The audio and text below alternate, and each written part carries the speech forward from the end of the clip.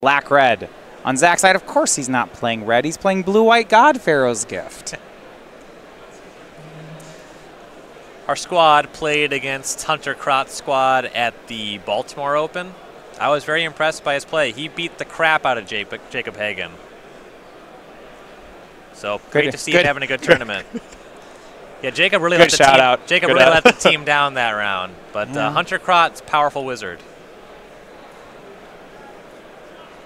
Blue-white God Pharaoh's Gift. So this is the refurbish Charta course build.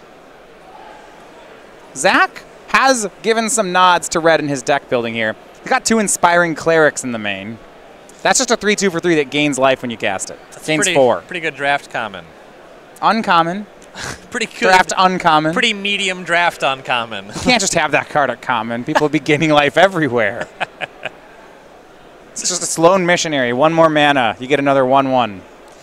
Has a Shalai Voice of Plenty in the deck. That's pretty cool. Well, and we have a really interesting development here that happened over the course of today. James Johnson and Rio Trevathan both were 8-0 yesterday. Neither of them are going to make top 8 of the Invitational. On our backup table on a win and in, James Johnston picks up loss number 5 as well, which means Anthony Skripchek at 12 will finish the tournament 12-4, and he entered the tournament as the highest tiebreakered 12-4 or 11-4 player. With that win, I don't think many players make it on 12-4, but Skripchek looks to be one of them. All right, awesome. Congratulations, hopefully. It's not a lock, but it's pretty close. I don't see him getting jumped by any player here.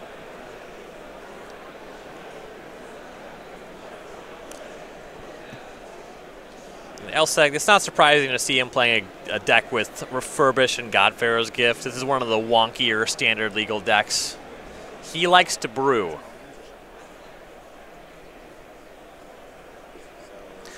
Couple Fumigates in the main deck, lets you keep pace with mid-range decks and stabilize against red decks.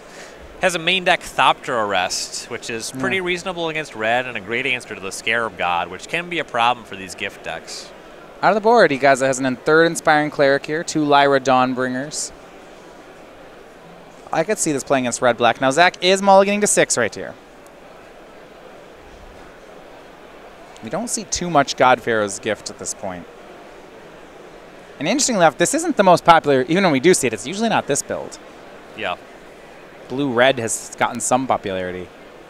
When I look at this deck on paper, I feel like the odds of them putting a God Pharaoh's Gift in the graveyard and refurbishing it on time, like, how does this deck even work? But I lose to it every time I play against it.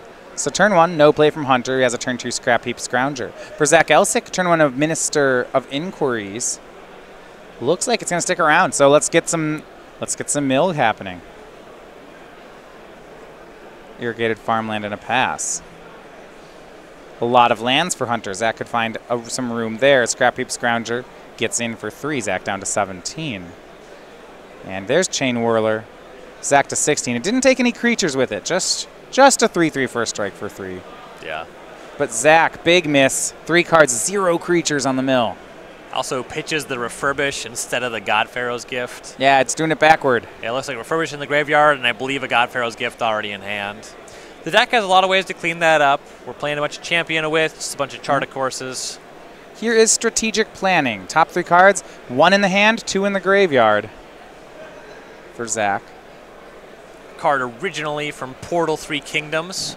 Oh, yeah, you're right. He's not the Gate to the Afterlife build, so we don't need to mill creatures. We need to mill God Pharaoh's Gifts. Right. Yeah, the deck, it's pretty spell heavy. Right. Mills over, another Minister into land, plays and it'll pass back. The trick with the God Pharaoh's Gift deck is you're just racing aggro here. No one's really interacting, and right now that means Zach's going to go to 10 on this attack.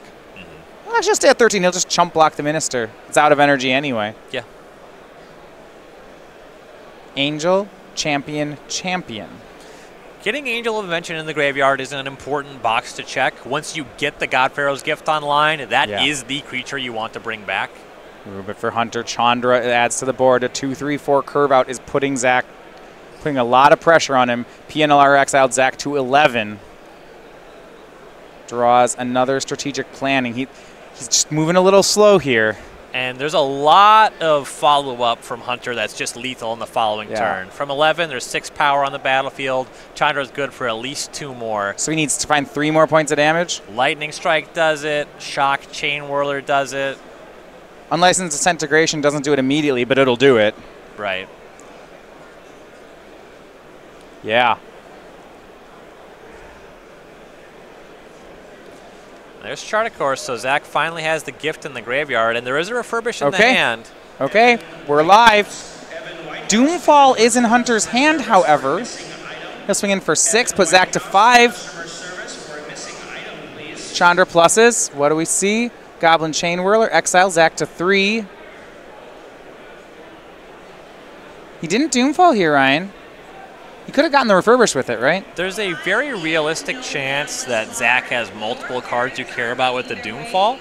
Okay. And if we just see Gift getting Angel back, Doomfalling away the blocker is good for a lot of damage. Right. Look at the hand here. I think that 4th card down, I think we have Scrounger, Doomfall, Chain Whirler, but that 4th one, I believe, is Unlicensed Disintegration. Yeah, that's why he's not casting it. That for sure covers the Angel. That's a lot better. It does that's 3. Just lethal. Yeah, it's the lethal burn spell. You just can't cast it yet.